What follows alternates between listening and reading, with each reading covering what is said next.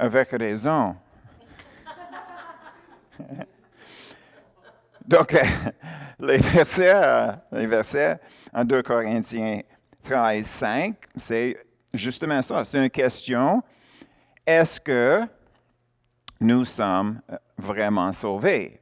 Et selon l'Écriture, ça dit que on sait parce que Jésus est en nous, puis on peut le voir. N'est-ce pas? C'est ça que ça dit. N'est-ce pas? OK. Donc, c'est notre devoir, si on veut, de s'examiner. Donc, ça, c'est Paul qui parle.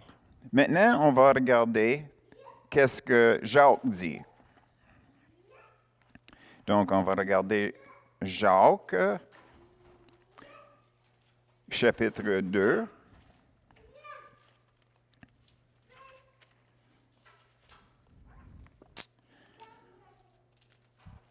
Le verset 24. Vous voyez que l'homme est justifié par les œuvres et non par la foi seulement. Naturellement, les œuvres ici, ça ne parle pas de la loi pour les Juifs, ça parle d'obéissance aux choses que le Seigneur nous demande à faire. Naturellement, c'est sous-entendu, c'est le Saint-Esprit qui nous dirige. Donc, c'est le Saint-Esprit qui nous dirige dans la direction qu'on est supposé d'aller dans le Seigneur. Et notre réponse à ça, c'est nos œuvres qui est une preuve que nous sommes sauvés. Donc, ça prend la foi et aussi les œuvres. On va aller un peu plus loin, parce que ça, c'est Jacques qui parle. Donc, on va aller un peu plus loin dans les Écritures, 1 Jean. 1 Jean.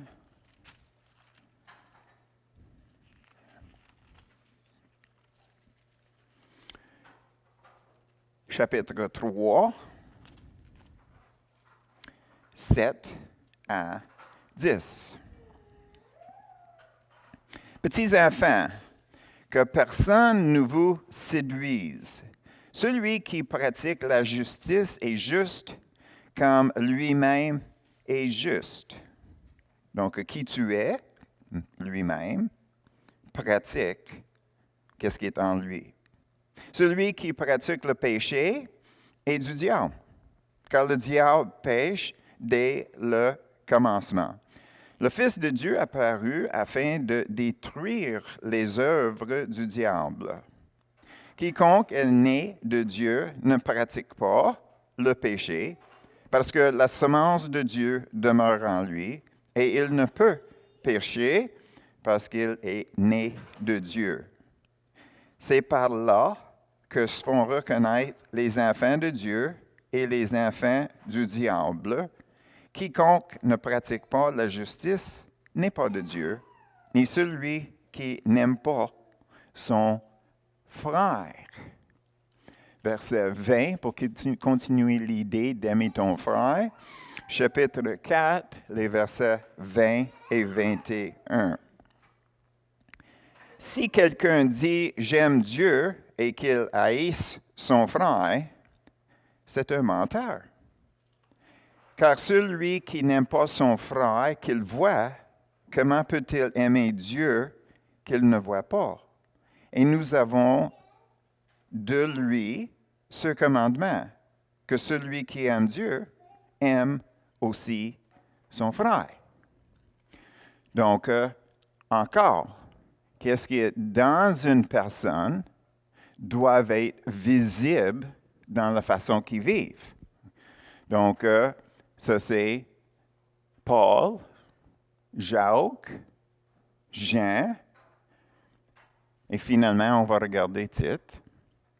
Tite, chapitre 3.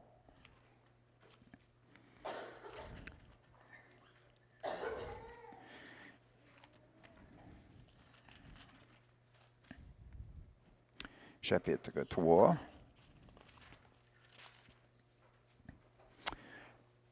Le verset 5.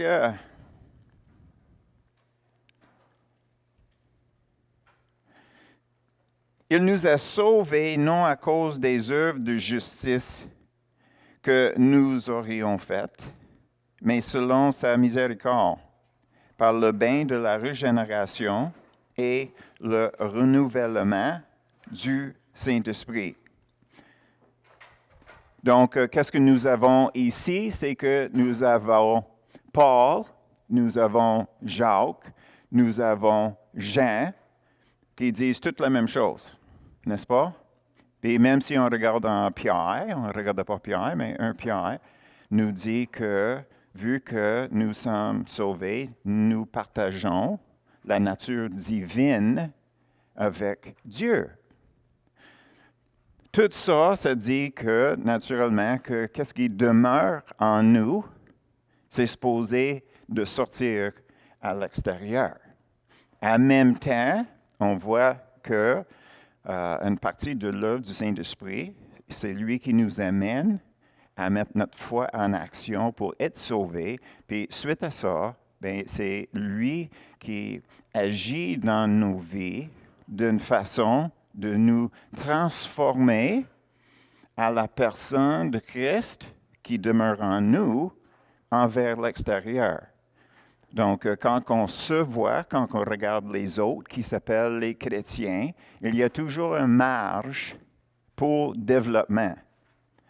Mais il fallait que ça soit toujours le fait que la personne, dans son cœur, a choisi à suivre Jésus, à suivre Dieu.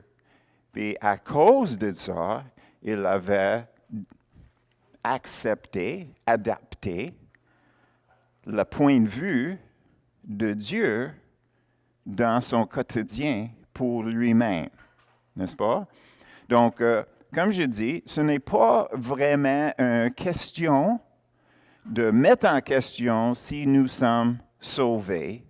Ce n'est pas à mettre en question si quelqu'un d'autre est sauvé. C'est de tout simplement réaliser que le salut, ce n'est pas juste à l'intérieur et ce n'est pas juste à l'extérieur. OK? Donc, maintenant, on va rentrer dans notre sujet, transformer ou transformer. Donc, on va commencer avec Romains 12, 2. Romains 12, 2.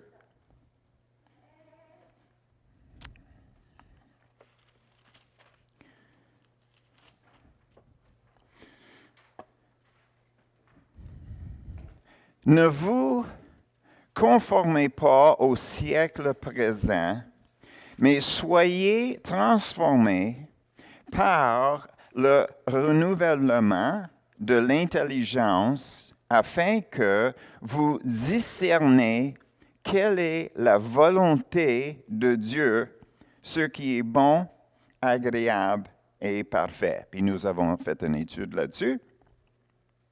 Et juste en passant, regardez, c'est le renouvellement de l'intelligence pour être capable de discerner. Parce que ça nous amène à l'Écriture en 1 Corinthiens chapitre 2, où ce que l'homme naturel ne peut pas comprendre les choses de Dieu parce qu'ils sont spirituellement discernés. Donc, qu'est-ce que nous avons ici, c'est qu'il y a le renouvellement qui se fait en nous, qui nous amène à la place qu'on puisse discerner la volonté de Dieu. C'est intéressant, n'est-ce pas, Lise? Donc, qu'est-ce qui arrive? C'est que la conclusion, c'est que c'est le discernement qui est dans notre esprit, qui sort de notre esprit. Donc, c'est dévoilé d'une façon qu'on peut le dire, on peut le comprendre. Donc, ce n'est pas notre compréhension des Écritures qui nous donne le discernement. C'est le discernement qui révèle qu'est-ce que Dieu veut nous dire dans les Écritures. Donc, c'est juste pour ne pas mélanger renouvellement comme augmenter l'intelligence naturelle de nous autres. OK? Alors, nous avons ce mot-là, transformer. Puis dans le grec, c'est métamorpho. Et c'est le même mot traduit transfiguré dans le cas de Jésus. Donc, qu'est-ce qui est arrivé? C'est que Dieu demeurant dans le corps de Jésus, s'est produit à l'extérieur de ce même corps. Donc, transformer, transfigurer, le mot en grec métamorphou, comme métamorphose, comme le papillon. Un changement entièrement différent. Donc, il ne paraît plus comme un être humain normal parce que sa divinité a sorti à travers de son corps humain. Donc, ça, c'est un mot pour transformer. Maintenant, on va virer la médaille à l'autre côté, puis on va regarder 2 Corinthiens. 2 Corinthiens, chapitre 11.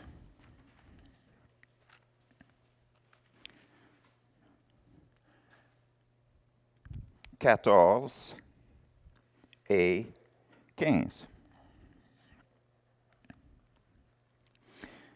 Et cela n'est pas étonnant, puisque Satan lui-même se déguise en ange de lumière. La traduction se déguise, c'est transformé. Mais, en grec, c'est métaschematizo. Métaschematizo. Les deux sont transformés. Mais, qu'est-ce qu'on voit ici? Et le verset 15, il n'est donc pas étrange que ces ministres, ces serviteurs, aussi se déguisent, transformés, en ministère de justice. Leur fin sera selon leurs œuvres. Donc, qu'est-ce que nous avons ici? C'est intéressant.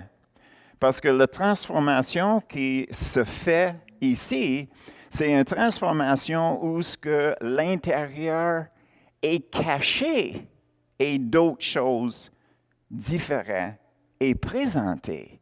Donc, la transformation, on va dire, du mal en apparence du bien. Donc, la raison transformée ou transformée comme conclusion, parce que qu'est-ce que nous avons? Toujours la même affaire, c'est qu'un chrétien, c'est un chrétien à l'intérieur, un chrétien à l'extérieur. Un chrétien à l'église, un chrétien à maison, un chrétien sur la rue, chrétien au travail, chrétien tout le temps, intérieur, extérieur, sa ligne. Ça, c'est la transformation de Christ en nous, à l'extérieur. Ça, c'est un chrétien. Moins que ça, c'est quelqu'un qui se présente comme chrétien sur la surface, mais il n'est pas à l'intérieur. Un autre mot dans le grec, c'est traduit le mot que nous avons, notre mot hypocrite. Puis l'hypocrite veut dire quelqu'un, un acteur sur l'estrade. Quelqu'un qui présente un autre caractère que lui-même. Donc, il y a ça aussi. Mais, naturellement, j'ai pris transformer, tout simplement parce que c'est le même mot, mais dans le grec, ça dévoile comment que la précision de la langue grecque était choisie par Dieu pour notre Nouveau Testament justement à cause de cette précision-là. OK. Donc, comme je dis, tout ça, ce n'est pas pour porter comme condamnation à personne. Tout ça, c'est qu'on puisse, nous autres, on peut s'examiner, on est capable de voir Jésus qui est formé en nous par différentes choses, nos études, notre temps passé avec le Seigneur dans la prière, etc., etc. En faisant ces choses-là, on voit Jésus en nous et la direction du Saint-Esprit dans nos vies pour que cet intérieur passe à l'extérieur. Et, naturellement, ce n'est pas à cause d'un petit prix qu'on était sauvé, n'est-ce pas? Le prix était grand, donc on devrait prendre ça au sérieux. Autrement dit, en bon québécois, on n'y est pas avec le POC. Amen? OK. Là, qu'est-ce qu'on va faire? C'est qu'on va retourner à une parole que nous avons reçue comme pour notre Église, pour cette Église ici. Et encore, je vais te raconter une histoire. Puis, Judy m'a déjà dit qu'elle connaît l'écrivain qui s'appelle Jorge Borges, n'est-ce pas? Il a écrit un livre qui était traduit en 17 langues, qui s'appelle « Laissez-moi te raconter une histoire ». Et là, dans ce livre-là, il avait cette histoire-là. Il avait un jeune garçon qui demeurait dans un pays dans le nord d'Afrique, un pays qui est très aride, puis il était pauvre. Il avait à peu près, mettons, 12 ans. Et lui, un jour, quand il allait vers le village de chez lui, il a vu un prince qui arrivait dans l'autre direction. Puis il s'est tassé du chemin, puis il s'est mis au genou avec la face à terre, comme il faisait dans ce pays-là, jusqu'au temps que le prince a passé. Puis après ça, il se levait, puis il continuait envers le village. Mais heureusement pour lui, qu'est-ce qui est arrivé? C'est à quelque part sur le chemin de ce prince-là, il avait perdu un vêtement. Un vêtement qui valait très cher. Souviens-tu de l'histoire? Oui. Un vêtement qui valait très, très cher. Donc, il avait vu ça, il a ramassé ça, puis la première chose qu'il a faite, c'est qu'il est rentré dans le village, il est allé voir les marchands pour vendre ce vêtement-là. Donc, il arrive, il vend le vêtement, et puis là, il veut partager ce qui s'est passé avec son oncle. Donc, il arrive chez son oncle, puis il dit, « Ah, tu sais pas quoi? » Puis, naturellement, l'oncle, il voit qu'il est tout excité. « Non, raconte-moi, qu'est-ce qui s'est passé? » Il dit, « Écoute, j'ai trouvé ce vêtement-là. J'ai amené ça chez les marchands. Ils me donnaient 100 faire quoi pour? » Puis, l'oncle, il le regarde, puis il dit, « T'es un peu là. Tu avais vendu ça pour 100? Juste 100 faire quoi? » Puis le garçon le regarde, puis il dit, « Est-ce qu'il y a un chiffre plus haut? »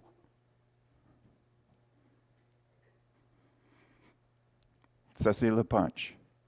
Okay. Est-ce qu'il y a un chiffre plus haut? OK? Donc, c'est quoi la leçon? Bien, ça va avec la vision que nous autres, nous avons eue, sans le savoir.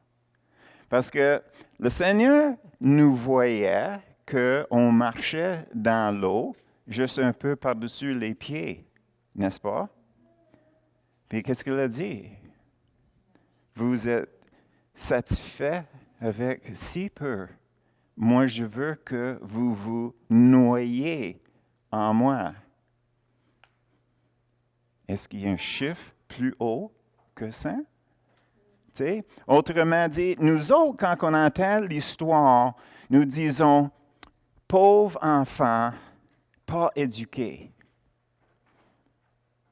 Mais là, si j'amène ça dans le contexte de chez nous, on ne se voit pas comme pauvre enfant, pas éduqué, mais c'est justement là où ce que nous sommes, n'est-ce pas? T'sais, nous pensons que nous vivons quelque chose dans le Seigneur, et c'est vrai. Puis le Seigneur dit, hey, Vous n'avez aucune idée, n'est-ce pas? Donc, maintenant, on voit le parallèle. OK. Donc, qu'est-ce que j'aimerais faire, c'est si on peut regarder Jean 15, 3 à 6.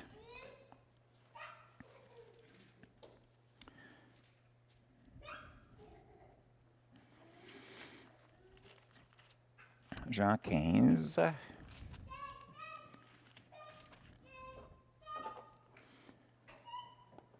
3 à 6. Déjà, vous êtes purs à cause de la parole que je vous ai annoncée. Demeurez en moi et je demeurerai en vous.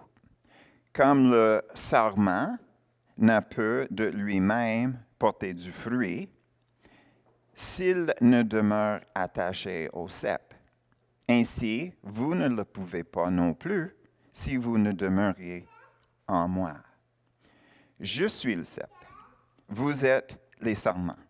Celui qui demeure en moi et en qui je demeure porte beaucoup de fruits, car sans moi, vous ne pouvez rien faire. Si quelqu'un ne demeure pas en moi, il est jeté dehors comme le sarment et il sèche. Puis on le ramasse et on le jette au feu et il brûle.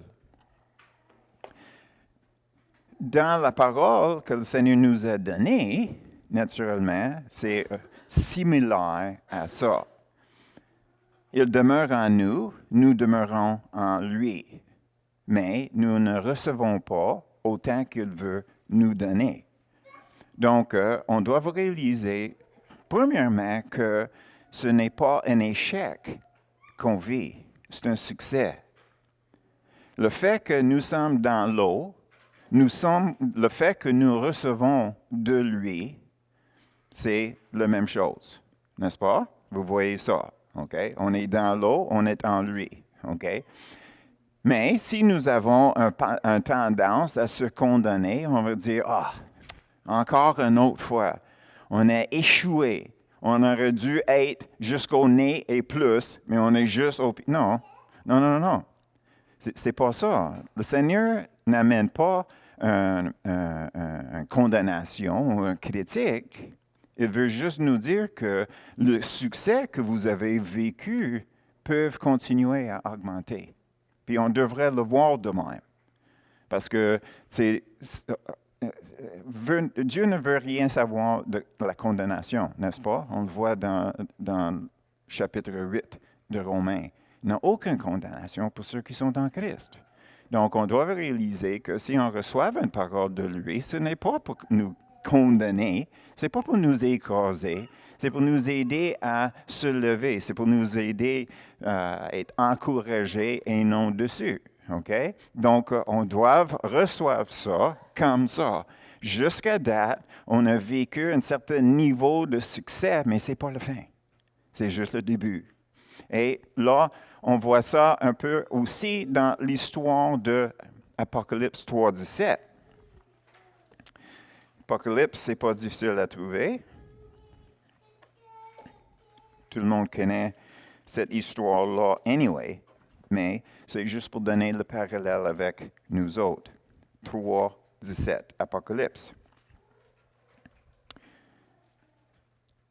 Parce que tu dis, je suis riche, je me suis enrichi et je n'ai besoin de rien, et parce que tu ne sais pas que tu es malheureux, misérable, pauvre, aveugle et nu. C'est drôle comment que le Seigneur nous encourage des fois, OK? On se souvient de l'Écriture, examinez-vous vous-même, OK? Bien là, il arrive pour nous aider, OK? OK. 18. Je te conseille d'acheter de moi de l'or éprouvé par le feu, afin que tu deviennes riche, et des vêtements blancs, afin que tu sois vêtu, et que la honte de ta nudité ne paraisse pas, et un collier pour oindre tes yeux afin que tu vois. Ça, c'est un peu plus extrême que notre corps à nous. Mais ça arrive aux mains. Quand on pense que où est-ce qu'on était dans le Seigneur, avant que le Seigneur arrive, on disait non, oui, tu es là, mais non, tu n'es pas là. Et là, qu'est-ce que je veux pour vous, et je veux que vous réalisez, c'est qu'il y a encore plus. Donc, arrête de regarder qu'est-ce que vous avez, à part du fait que nous sommes un succès sur ce côté-là, puis avancez, cherchez, viens à moi. Et là, on va regarder Romains 8, 32. Toujours ça dans le même sens, naturellement. Romains 8, 32. Lui qui n'a point épargné son propre Fils, mais qui l'a livré pour nous tous, comment ne nous donnera-t-il pas aussi toutes choses avec lui?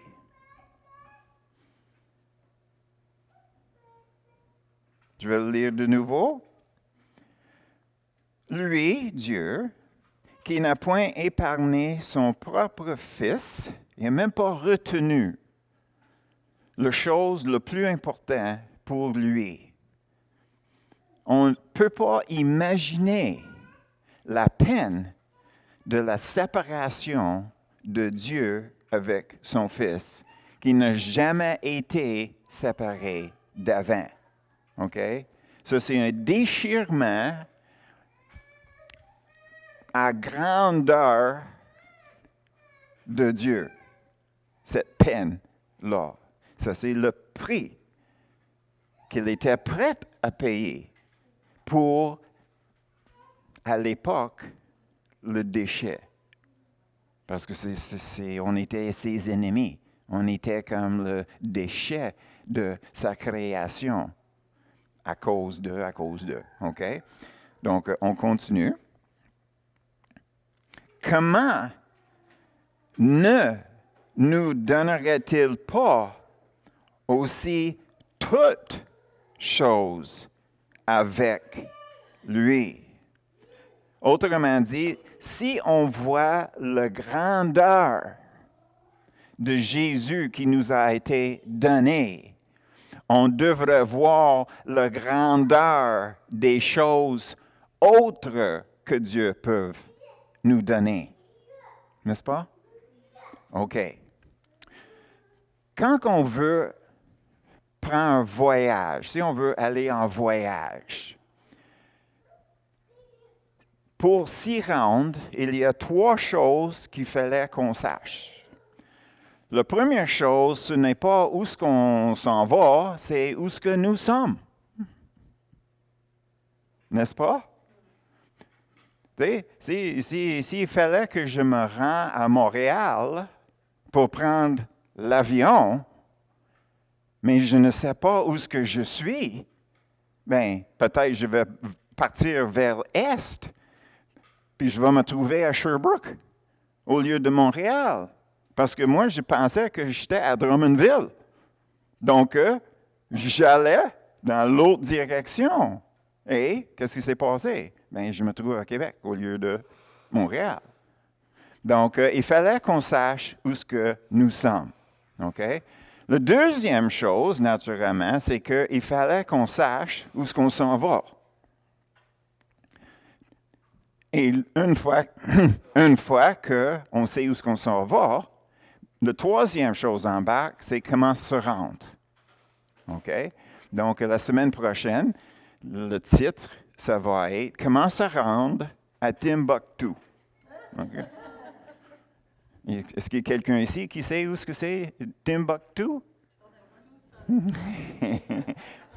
Oui, c'est quelque part dans le monde, c'est un vrai nom en passant. OK? J'ai inventé Farquhar pour notre histoire de d'argent, mais je n'ai pas inventé Timbuktu. Anyway, comment se rendre à Timbuktu? Et ici, aujourd'hui, qu'est-ce que nous avons? C'est que Dieu vient de nous dire où ce que nous sommes. Nous sommes dans l'eau. Nous sommes dans ses bénédictions. Nous sommes dans une expérience avec lui déjà. OK? Mais il veut nous amener à un autre endroit, un endroit encore plus béni. Donc, on le sait. Romains 8, 32. OK? Question 3, comment se rendre? Est-ce que c'est taxi, bateau, avion, cheval, chemou? Tu sais, comment se rendre? Bien, la réponse est écrite dans les Écritures. On va voir ça en Matthieu 7. Matthieu 7. Et je pense que je peux sortir peut-être une nouvelle perspective sur ce verset ici, sans tordre les Écritures, n'est-ce pas? OK. Donc, chapitre 7 de Matthieu, les versets 7 et 8. OK. Demandez et l'on vous donnera. Cherchez et vous trouverez. Frappez et l'on vous ouvrira.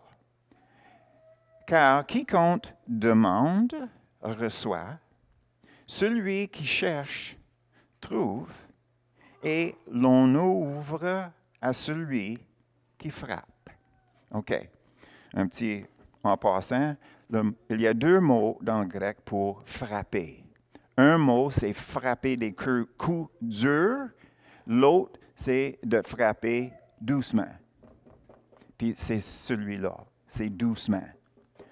Mais je pense que peut-être, qu'est-ce que nous n'avons pas remarqué dans ça, c'est que tout ça, c'est une question.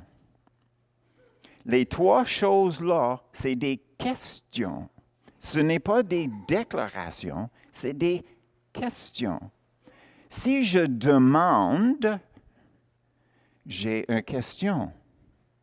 Est-ce que je peux avoir? Si je cherche, j'ai une question. Est-ce que je peux le trouver? Est-ce que je peux le trouver? Et quand on frappe, on pose la question. Est-ce que quelqu'un est là? Est-ce que quelqu'un est là? OK.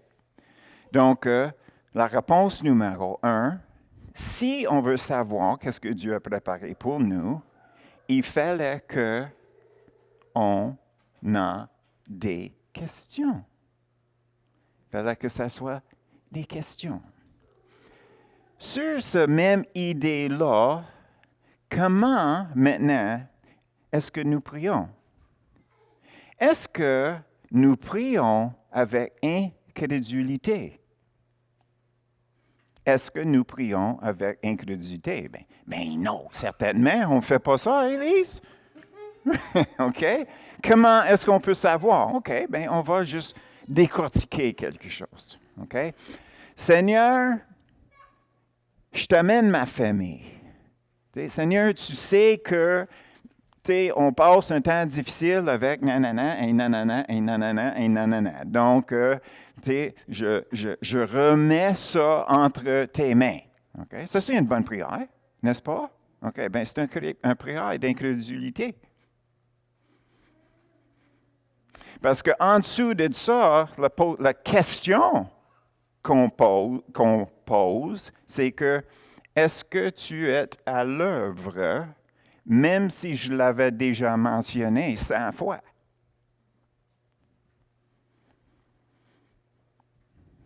Seigneur, je t'amène. Est-ce que ça, c'est une question? Non, c'est une déclaration. C'est quoi la question? Je mets Dieu en question qui n'est pas déjà à l'œuvre dans leur vie. C'est frappant. Seigneur, je cherche, je trouve pas. Incrédulité. Seigneur, où est-il? Tu sais, je cherche, je ne le trouve pas. Autrement dit, où es-tu? Quoi, il n'est pas là? Oh, Sylvie est là, elle est concentrée. Oui, oui. Puis on frappe. Seigneur, ça fait 100 fois que j'arrive. Est-ce que tu n'es pas à la maison? N'est-ce pas? Donc, cherche la question que vous posez dans les choses que vous dites. C'est quoi qui est en dessous? C'est quoi qui demeure en dessous de ces prières-là? On a déjà fait le livre de Blackaby. Puis la première chose qu'on a appris, c'est Dieu est toujours à l'œuvre. Dieu est toujours à l'œuvre. Est-ce qu'on peut aimer notre famille plus que Dieu? Impossible. Lui, il l'aime avec un amour de Dieu qu'on ne comprend pas. Tout simplement. N'est-ce pas? Donc, il est toujours à l'œuvre. Pourquoi est-ce qu'on demande quelque chose en sachant ici si on le croyait ici? Puis la deuxième chose, c'est Dieu. Vous vous souvenez, ceux qui ont fait le livre, là, la deuxième chose, il nous invite à embarquer avec lui dans son œuvre. Puis la troisième chose, il veut avoir premièrement une relation avec nous. Donc, il nous a donné le Saint-Esprit pour dévoiler qu'est-ce qu'il veut qu'on fasse. Là, la prochaine étape, c'est qu'il fallait qu'on change nos idées. Et une fois que ces changements sont mis en pratique, là, on peut le rejoindre. N'est-ce pas? C'est faire un cercle avant qu'on fait le décollage. N'est-ce pas? Donc, regardons les questions qu'on pose à Dieu en dessous des choses qu'on dit à Dieu. Qu'est-ce que je suis vraiment en train de dire? Est-ce que je mets Dieu en question quand je fais cette demande-là? Est-ce que je fais cette demande-là avec remerciement ou avec incrédulité? Donc, on change la prière. Seigneur, je sais que tu es à l'œuvre dans mes enfants, mes parentés, mes amis, ceux que je prie pour. Toi, Seigneur, tu aimes tout le monde. Tu es toujours à l'œuvre dans le monde entier, incluant ma famille. Mais, est-ce que tu peux me donner signe que tu fais des avances dans mes enfants? Ah, là, on vient de dire à Dieu, je suis croyant, mais je souffre un peu d'incrédulité. Te souviens-tu de l'histoire? Oui, Jésus, je crois, aide mon incrédulité. Est-ce que vous vous souvenez? OK. Penses-tu que Dieu va te reprendre parce que tu dis que tu as une faiblesse dans ta foi? Qu'est-ce qu'il a fait avec Gédéon? Mais c'est sûr que la vie de Gédéon était sur la ligne quand même, là, mais si tu regardes dans l'Ancien Testament, à chaque fois que quelqu'un allait à un prophète, le prophète donnait un signe. Mais je sais qu'on n'est pas supposé demander toujours les signes, mais de demander une confirmation du Saint-Esprit, c'est quand même un signe.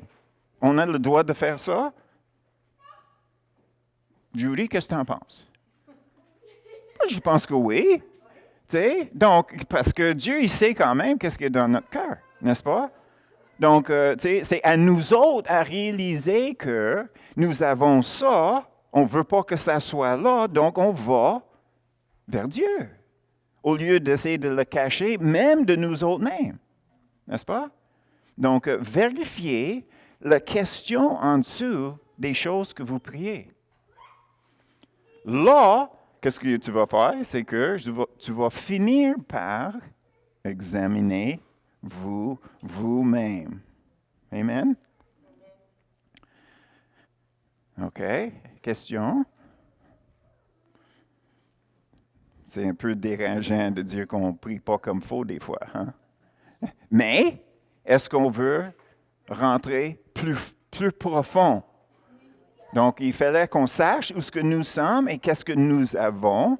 Mais là, avec l'Écriture qu'on a lue à Romains 8, 32, OK, c'est de réaliser, moi, puis je vais te voiler une petite histoire, quand que moi je lisais ça, la façon que moi je le voyais, 8, 32, c'est que si Dieu était prêt pour donner la vie de son Fils, pour moi, il est aussi préparé à donner ma vie pour quelqu'un d'autre. Donc, tu sais, j'étais un peu réservé. C'est comme, j'ai pas fou de ça, là. OK? Mais finalement, je réalisais, tu sais, c'était un problème que j'avais entre les oreilles. Au lieu de voir, OK, Jésus, c'est si grand, si bon pour moi, puis Dieu est tellement grand, puis tellement bon, il veut me donner encore plus, OK? Moi, je pensais qu'il était pour me tuer. Comme ça, tu peux le voir, pourquoi je l'ai vu de même. C'est un petit côté de crainte, OK? Peur. Mais en réalité, maintenant, on sait que ce n'est pas ça pantoute. Dieu donne, il veut donner de plus en plus en plus, mais en même temps, selon ce que nous avons lu dans Apocalypse, c'est vraiment à demander à lui qu'est-ce que lui il veut nous donner, et là, une fois qu'on sait qu'est-ce qu'il veut nous donner, c'est de demander pour. C'est comme faire notre shopping sur l'Internet. Qu'est-ce qui est disponible? C'est ça que je le veux. C'est la même chose avec Dieu. Tu n'es pas obligé de passer par Amazon. Tu peux aller direct. Amen. Donc, ça, c'est ça pour aujourd'hui. Et la semaine prochaine, on va regarder l'autre chose.